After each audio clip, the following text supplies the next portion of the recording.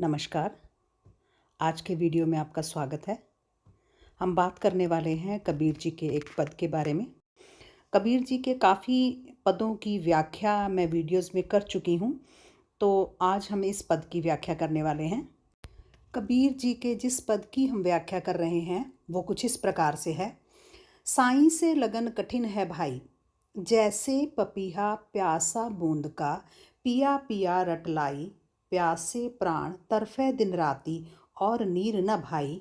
जैसे मिर्गा शब्द स्नेही, शब्द सुनन को आई, शब्द सुनै और सत प्राण दे, तिनको नाही डराई। जैसे सती चढ़ी सत ऊपर, पिया की राह मन भाई, पावक देखी डरे वह नाही, हंसते बैठे सदा माई।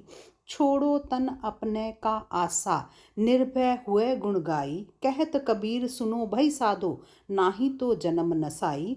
लोका जनि न भूलो भाई, खालिक खलक खलक में खालिक, सब घर रयो समाई। हिंदी साहित्य में भक्ति काल की निर्गुण धारा के कवि, ज्ञान मार्गी कवि कबीर दास इन पदों में ईश्वर की प्राप्ति के मार्ग को कठिन बता रहे हैं, प्रेम के मार्ग को कठिन बता रहे हैं।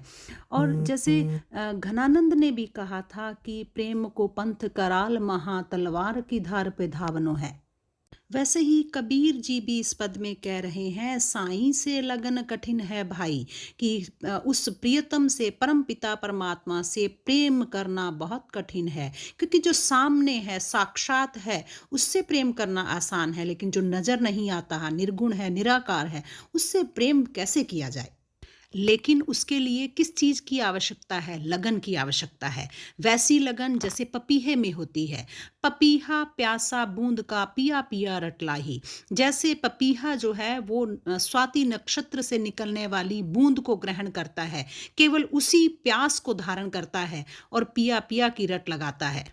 यहाँ तक कि जल के अभाव में उसके प्राण भी निकलते हैं, तब भी वो अपने प्रण को नहीं तोड़ता और अन्य किसी जल को ग्रहण नहीं करता। प्यासे प्राण तरफे दिन राती, और नीर न भाई। रात दिन वो प्यास में तड़पता है, लेकिन किसी अन्य जल को ग्रहण नहीं करता है।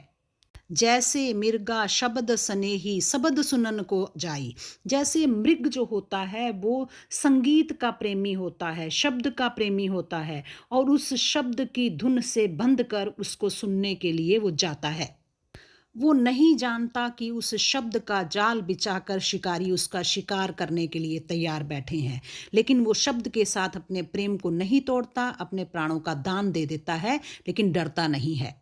इसी प्रकार जो पतिव्रता सती स्त्री है, वो सत्य के लिए चिता पर चढ़ जाती है। उसने एक एक अनन्य प्रेम किया, उसने अपने प्रियतम की राह को मन में निश्चित किया, और पावक देखी डरे वह नाई। और वो इतनी दृढ़ होती है कि वो अग्नि को देखकर भी डरती नहीं है, और हंस कर भी उस अग्नि के प्रति अपने आप को समर्पित कर देती है। यहाँ पर जौहर परंपरा की ओर भी संकेत किया है उन्होंने, कि वह स्त्री जो अपने पति के प्रेम को मन में धारण करती है, वो अपने प्राणों की भी परवाह नहीं करती है।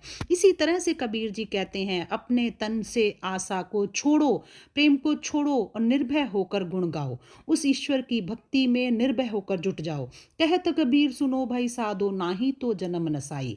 कबीर जी कहते हैं अन्यथा यह अनमोल जन्म इसी तरह से नष्ट हो जाएगा। इसलिए हे साधु सज्जनों, भाई जीवात्मा सुनो, हमें अपने जीवन को नष्ट होने से पहले पहले इसका भरपूर उपयोग करते हुए ईश्वर के गुणों को गाना है, निर्भय होकर उसकी भक्ति करनी है। अपने तन को कष्ट में डालकर भी हमें ईश्वर के प्रति अपने समर्पण को कायम रखना चाहिए। और फिर वो चेतावनी देते हैं, फिर जागृत करते हैं, लोका जनि न भूलो भाई, खालिक खलक खलक में खालिक, सब घर रयो समाई। लोगों मत भूलो, हे मनुष्य मत भूलो, हे भाई मत भूलो कि वह ईश्वर को रचने वाला, ईश्वर जो सृष्टि को रचने वाला है, संपूर्ण सृष्टि का रचयिता है, जो वो जर्रे जर्रे में समाया हुआ है, वो हर जगह समाया हुआ है। सब घर रहो समाई। अब यहाँ सब घर से मतलब क्या है? सब घट, सभी जीवात्माओं में उसका निवास है। इसलिए उसकी प्राप्ति के लिए हमें कहीं बाहर भटकने की आवश्यकता नहीं है।